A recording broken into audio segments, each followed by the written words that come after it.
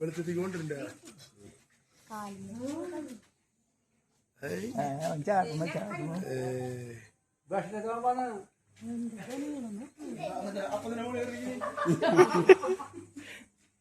സാബേട്ട നാളെ യൂട്യൂബിൽ വരും കേട്ടാ.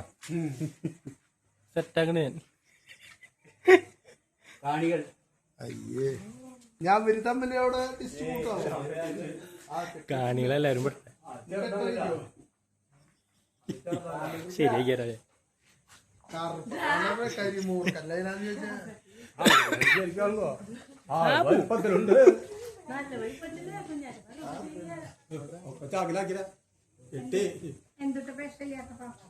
വിഷയില്ല.